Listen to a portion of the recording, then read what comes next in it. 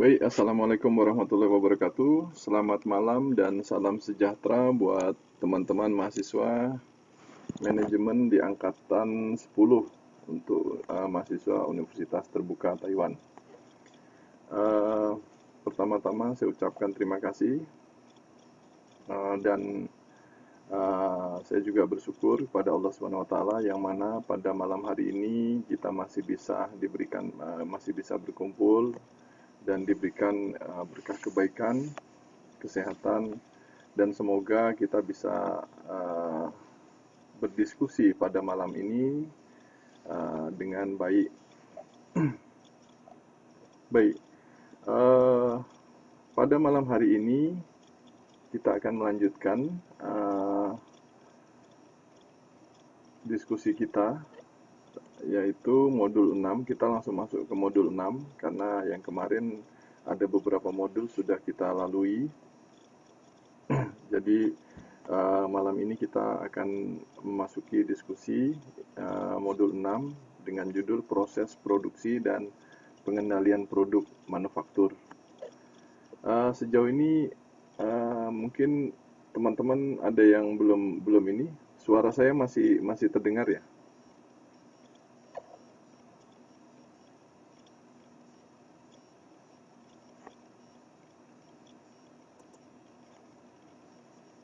Oke, baik. Eh, Pada malam hari ini saya lihat ada 13 partisipan.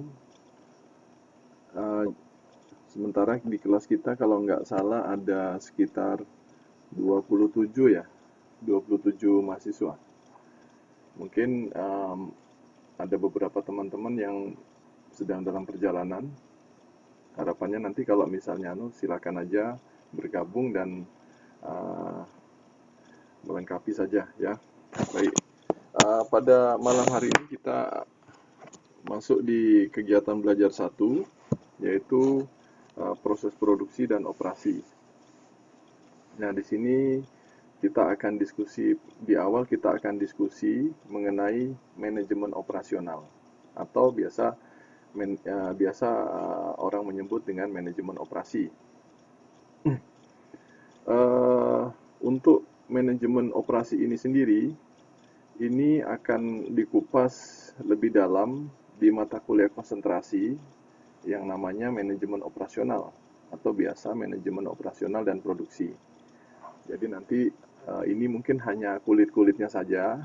Nanti uh, setelah melewati fase ini, teman-teman nanti akan melanjutkan fase yang lebih lebih lebih komplit untuk mata kuliah manajemen operasional. Jadi nanti pada saat masuk di manajemen operasional, paling tidak teman-teman sudah, oh ini dia cerita tentang ini, tentang tentang produksi, tentang yang lain ya. Baik, uh, mungkin di awal saya memperkenalkan manajemen operasi. Apa itu manajemen operasi?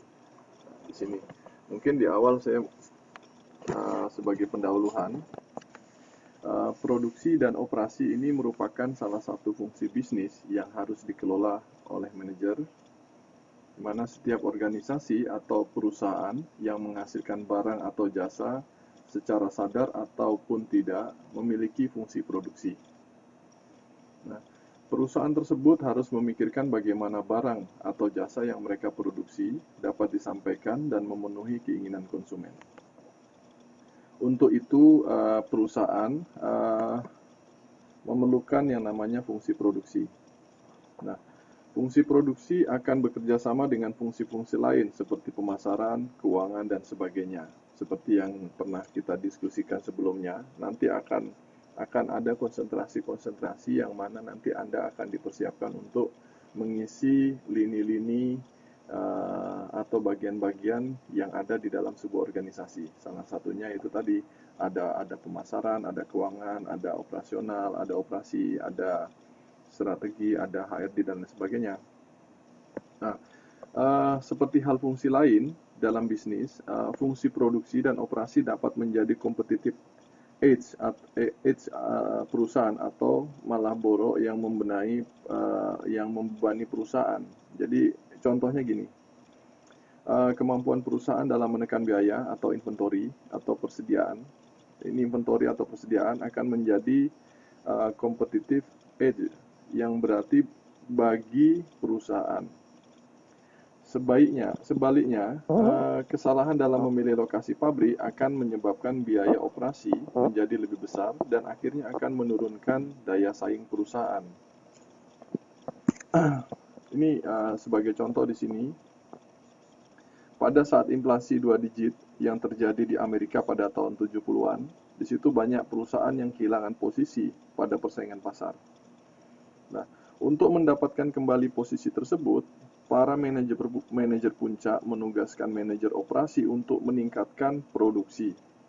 Jadi, meningkatkan kualitas dan mengurangi biaya produksi. Untuk melaksanakan hal tersebut, sangat banyak yang harus dilakukan oleh seorang manajer ini tadi yang ditugaskan oleh organisasi. Manajer operasi di sini harus mengerti teknologi yang tepat untuk perusahaannya, mana pendelegasian yang lebih baik, dan mengorbankan kekuatan pengambilan keputusan. Pengurangan kekuatan pengambilan keputusan berarti mengurangi birokrasi pengambilan keputusan sehingga keputusan dapat diambil dengan lebih cepat. Itu mungkin mukadimah dari manajemen operasi ini yang akan kita diskusikan di awal ya. Ya di sini di dalam modul di sini manajemen operasi merupakan kegiatan penciptaan produk dan jasa melalui proses transformasi input menjadi output. Di sini dari Hazer dan Render tahun 2011 ya. Ya, waalaikumsalam Mas Ropi, silakan bergabung. Jadi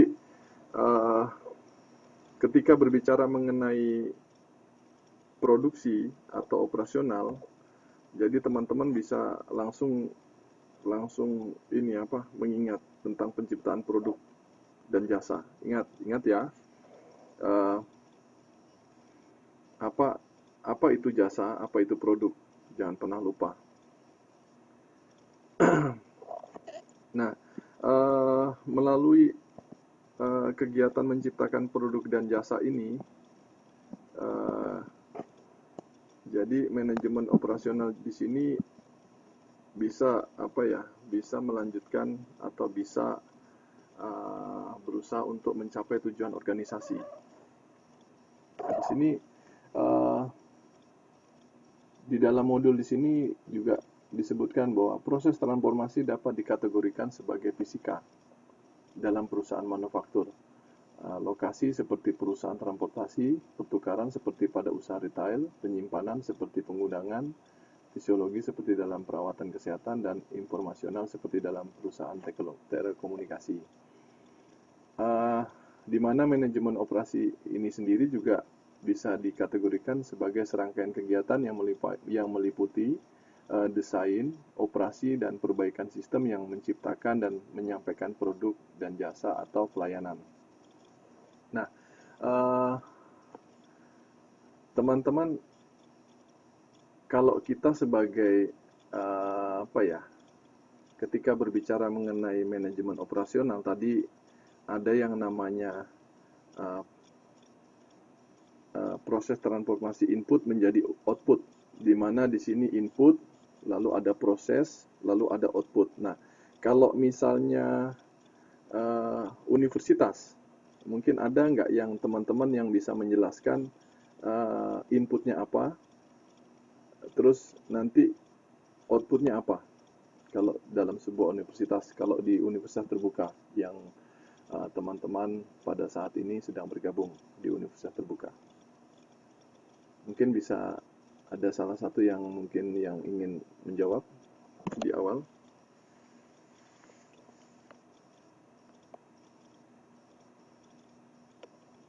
Nah, silakan. Ini kayaknya Mbak Sri ini. Silakan Mbak Sri. Hah?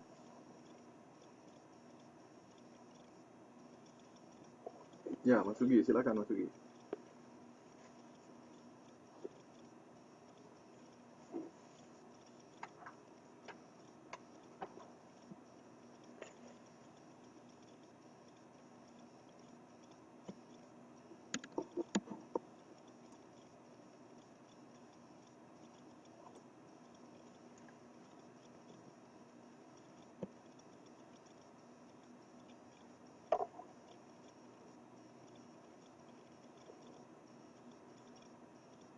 Ya, jadi begini, kalau dalam sebuah universitas itu biasanya inputnya adalah mahasiswa, mahasiswa baru, seperti teman-teman yang saat ini bergabung di Universitas Terbuka Taiwan. Prosesnya, prosesnya adalah proses akademik yang dijalani seperti pada hari ini salah satunya. Dan outputnya adalah sarjana, sarjana ekonomi. Kalau kita, karena kita adalah mahasiswa ekonomi, maka outputnya adalah sarjana ekonomi. Jadi kadang-kadang ada sih yang beranggapan bahwa mahasiswa di universitas terbuka itu kurang bisa bersaing, dan anggapan itu bisa saja tidak benar.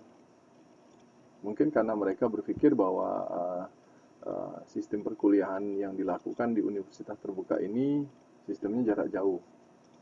Tapi bisa saja opini tersebut dipatahkan dengan dengan lahirnya atau dengan munculnya atau output sarjana yang bisa memiliki keunggulan-keunggulan yang mampu bersaing di dunia, apakah itu di dunia bisnis. Kalau kita orang sarjana ekonomi, kita bisa bersaing atau bisa menunjukkan diri di bidang kita, seperti itu. Jadi kita punya tanggung jawab yang besar dalam hal pencapaian output yang optimal. Bagaimana caranya agar outputnya baik? Nah, caranya itu gampang. Mahasiswa baru yang sudah masuk, yang sudah bergabung, itu mengikuti proses akademik dengan baik dan benar. Apa saja proses akademiknya? Belajar. Apa saja prosesnya? Ya, di dalam sistem akademik itu macam-macam nanti yang akan mahasiswa temui. Tidak hanya proses belajar mengajar, nanti akan ada proses-proses yang lain yang bisa ngerjain PR. Ada proses-proses lain yang mungkin akan dihadapi oleh mahasiswa pada saat menjalani proses perkuliahan. Apakah itu nanti berorganisasi, maupun ada yang namanya pengabdian masyarakat. Nanti di dalam sistem akademik nanti itu akan dengan sendirinya saudara-saudara temui.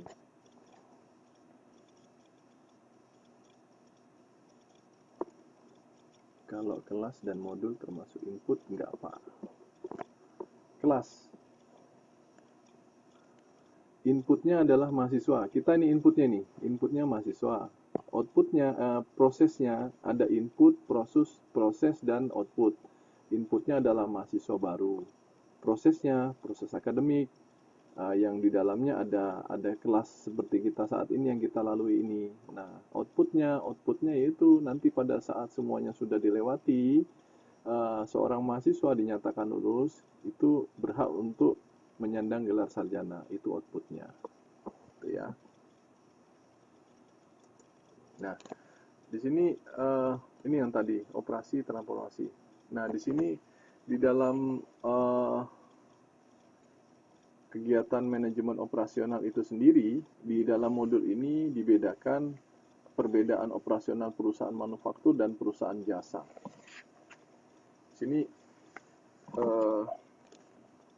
rekan-rekan bisa lihat dari modul yang ada bahwasannya dari perusahaan manufaktur dan perusahaan jasa ini secara operasional bisa dibedakan di sini. Yang pertama yaitu interaksi dengan pelanggan.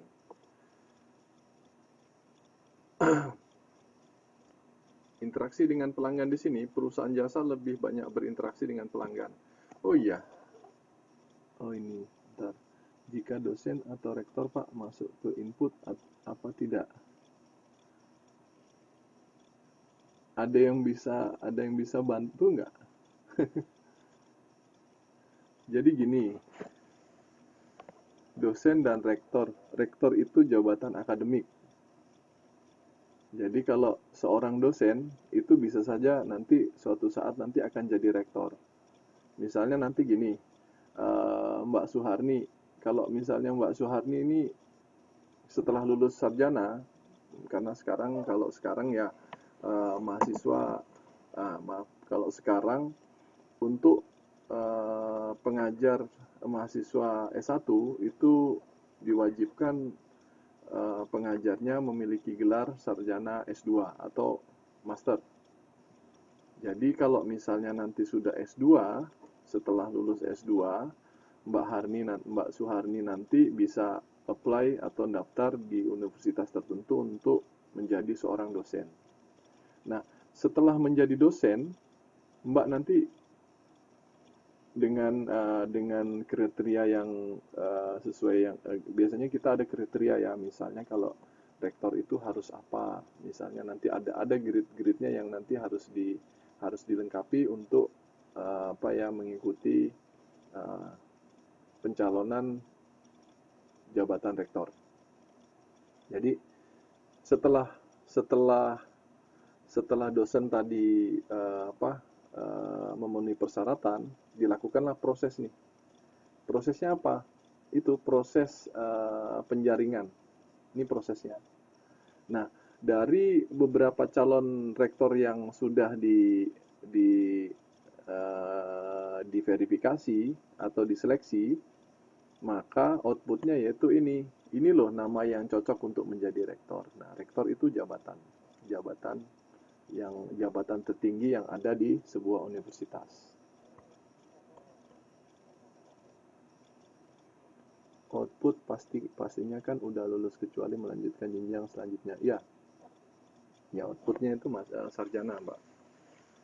Jadi gini, kita lanjut ya. Di sini ada perbedaan operasional perusahaan manufaktur dan perusahaan jasa. Nah, bisa nggak teman-teman atau memberikan pemahaman kepada saya atau kepada kita semua? Apa sih perusahaan manufaktur itu? Mungkin sudah pernah dibahas waktu kita masih sekolah menengah dulu. Ada yang namanya perusahaan manufaktur, ada yang namanya perusahaan jasa.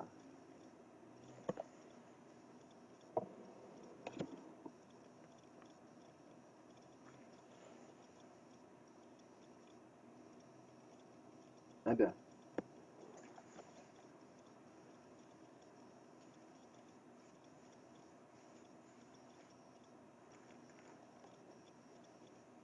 Oh, enggak ada yang berani ya. Oke.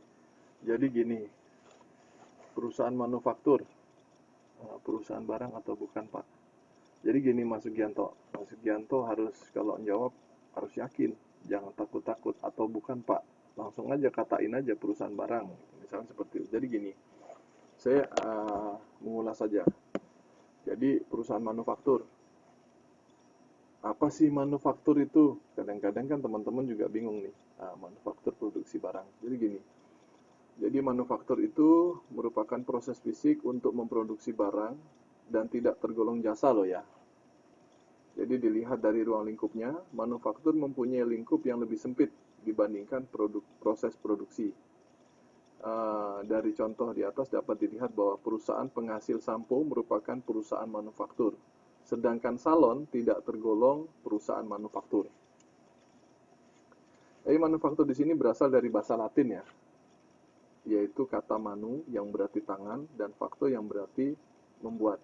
Jadi manufaktur berarti buatan tangan. Dalam hal ini yang menjadi tekanan bukan buatan tangan atau buatan mesin, karena pada saat itu semua barang dibuat dengan tangan atau handmade. Namun penekanannya lebih kepada barang yang dihasilkan. Nah, di sini ini keluar semua ini, ada Pak Adi ya. manufaktur adalah perusahaan yang berbahan mentah menjadi barang setengah jadi. Ya, itu definisinya. Ada Mbak Nia, perusahaan yang kegiatannya mengatur mengolah bahan baku menjadi barang jadi kemudian menjual barang tersebut. Ya, benar. Jadi itu perusahaan manufaktur. Nah, di sini tadi saya sebutkan tadi bahwa kalau tadi contohnya perusahaan penghasil sampo merupakan perusahaan manufaktur, sedangkan salon tidak tergolong perusahaan manufaktur. Salon itu perusahaan jasa.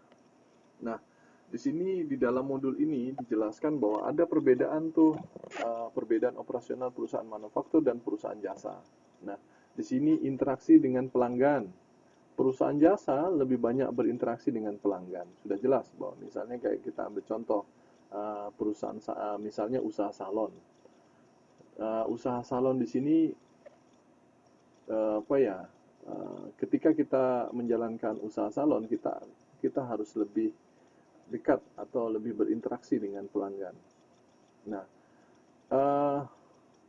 output di sini perusahaan manufaktur outputnya berwujud dapat disimpan.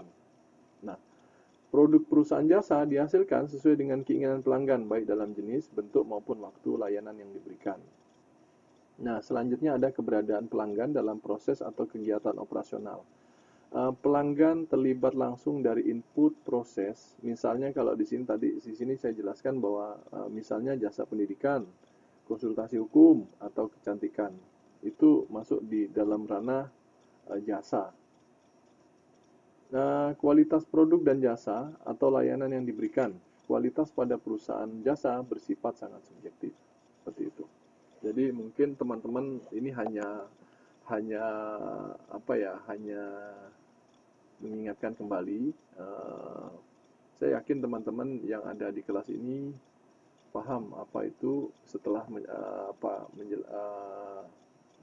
mengingat kembali mengenai definisi perusahaan manufaktur dan perusahaan jasa.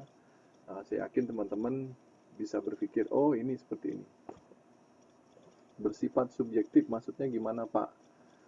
Ayo teman-teman, monggo dibantu saya sampai jalan.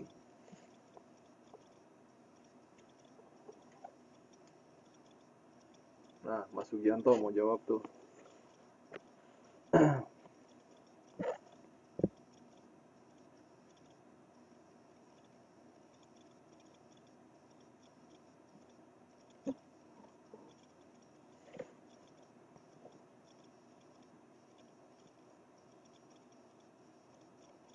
Mbak Harni, subjektif khusus, objektif umum. Udah. Mbak Nia, bagaimana?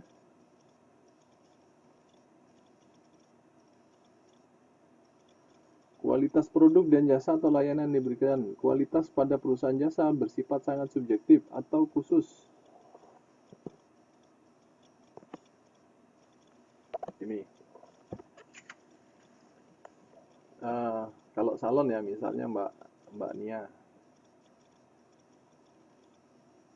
Subjektif, objektif. Jadi, subjektif itu berpikir relatif, hasil dari menduga-duga. Ada lagi?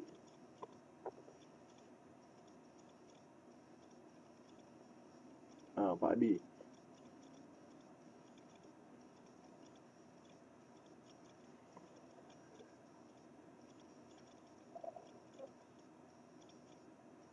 Sangat tergantung yang punya jasa.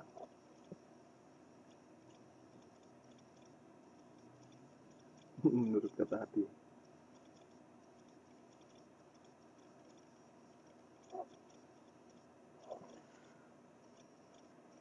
Menurut kata hati.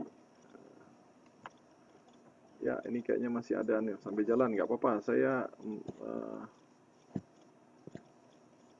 menyeluruh, Pak.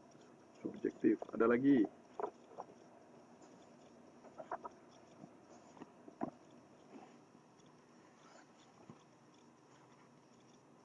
Nggak apa-apa, saya sambil ini. Saya kepingin lihat ini kita diskusi ya, lebih ini karena mungkin teman-teman juga ada yang baru bergabung. Jadi kita sama-sama biar enak sambil jalan. Lebih enak kalau kita diskusi ya.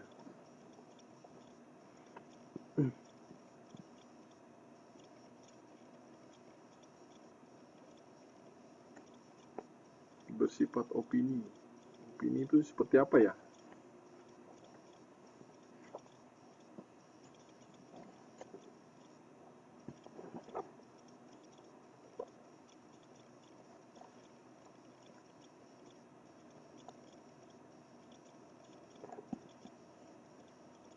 Oke, jadi gini. Kalau di dalam modul itu dijelaskan bahwa kualitas produk dan jasa atau layanan yang diberikan. Nah, kualitas menurut pelanggan bersifat sangat subjektif. Jadi masing-masing pelanggan menilai kualitas dengan berbagai pertimbangan, baik pertimbangan keawetan, kenyamanan digunakan, kemudahan dalam perawatan, penampilan produk, kecepatan, atau ketepatan waktu pelayanan, dan masih banyak lagi. Itu yang namanya subjektif, Mbak. Jadi bisa saja ini apa ya, yang tadi seperti misalnya Mbak Ayu ya, Mbak Endang Rahayu katakan bahwa bersifat opini ya, itu opininya masing-masing. Jadi sifatnya itu subjektif. Itu mungkin jawabannya. Selanjutnya di sini ada proses produksi. Oke, Mbak Nia. Sambil jalan Mbak Nia, kalau nggak ngerti nanti kita diskusikan lagi, nggak apa-apa. Di sini ada proses produksi dan operasional, di mana fungsi-fungsi operasional ada. Di sini ada rantai nilai. Rantai nilai. Jadi rantai nilai di sini merupakan produksi dan jasa dihasilkan dalam serangkaian kegiatan yang saling terkait, membentuk suatu rantai nilai untuk menghasilkan produk yang memuaskan pelanggan. Rantai nilai di sini dalam istilah manajemen operasional biasa orang menyebutnya dengan yang namanya value chain. Nah, di sini nanti kalau teman-teman ngambil mata kuliah manajemen operasional nanti ketemu dengan yang namanya value chain ini atau rantai nilai. Nah, sementara konsep rantai nilai ini memfokuskan pada jenis proses.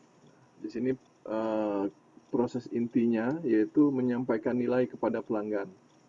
Nah, di sini support prosesnya yaitu proses memberikan sumber daya dalam proses inti atau penggabungan modal, penganggaran, pengembangan karyawan, sampai ke sistem informasi. Nah, ini. Jadi di sini apa ya? Bisa jadi satu ini sendiri, nanti kalau misalnya nanti ada yang ngambil ada yang mau ngambil tulisan berkaitan dengan manajemen operasional untuk cerita mengenai rantai nilai ini sendiri atau value chain ini, itu bisa jadi salah satu isu sendiri untuk bisa dikembangkan dalam sebuah penelitian. Apa Pak contohnya? Misalnya kalau kita bikin penelitian mengenai isu tentang rantai nilai. Banyak yang bisa kita lakukan, tidak hanya perusahaan besar, tapi perusahaan-perusahaan kecil kita bisa melakukan penelitian dalam konteks usaha kecil menengah atau UMKM. Di mana Pak? Terserah. Teman-teman bisa melakukannya tidak hanya di tanah air, tetapi juga bisa melakukan di sini. Di Taiwan di sini usaha kecil menengahnya juga cukup baik. Nah, di sini ada proses inti. Proses inti di sini ada proses pengolahan hubungan dengan pelanggan, proses pengembangan produk atau jasa baru, sampai ke pemenuhan pesanan dan hubungan dengan pemasok. Nah, rantai keuntungan jasa di sini atau service point chain di sini dijelaskan meliputi kepuasan dan loyalitas pelanggan yang akan mendorong serangkaian kinerja yang menghubungkan antara kualitas, produktivitas, nilai pelayanan, kepuasan, dan loyalitas pelanggan, sehingga dapat mendorong keuntungan dan pertumbuhan. Itu. Sambil jalan ya, nanti kalau misalnya ada yang kurang paham bisa acung ya. Nah, di sini ada fungsi manajemen operasional. Nah, fungsi manajemen